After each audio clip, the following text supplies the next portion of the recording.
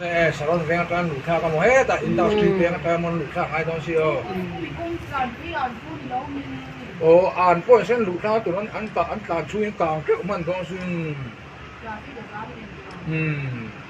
ram hun sau biak in thang pero building ani sem ni in bitil lam sio eng lo ni ko some type ani lo mo Sometimes you get there. a chak bo ko rang va in kang na sa do na ôi ya bolan mi khu ni khu koi do van khoi kha don re lấy tu de ko lấy song song chat lấy don cái ôi ya ai này này mấy xe mo khang lắm bằng tức khoi kha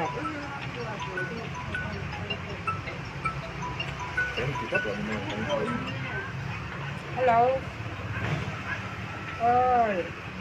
thì ra căng kịp ra căng mùa còn sao các thứ về ăn tháo mấy mấy một cái hey a chak khu em go go kan to lam a chak te khu rang va in ala ni o càng kéo miệng của chúng nó ai siêu lam kan boy do nya nó rồi cái còn tiêu cái nga ai zia de wen ti wen chu phải ya ri po lo mi ni lo pa thang kha nam hu chú ăn đủ tha từ đó cua lúc tụ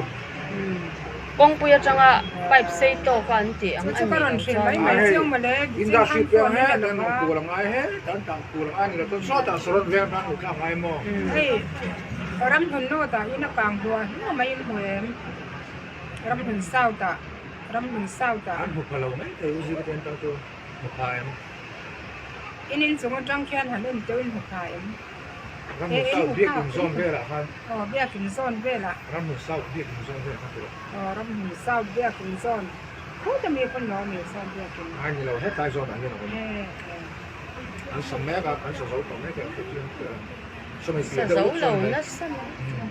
anh chưa ta làm rồi ani le o mà sẽ abula mi concrete nó này cho nên à bữa nay mình có cho công chuyện in cho nhà cũng tuyên thể sắp lắm mà trong thời ơi cái tiếng tuổi đấy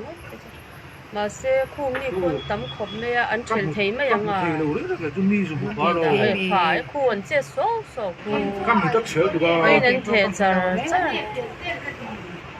khu anh thể luôn về thể mấy đó nữa thì ở đây đó là cái gì cũng cũng đang có được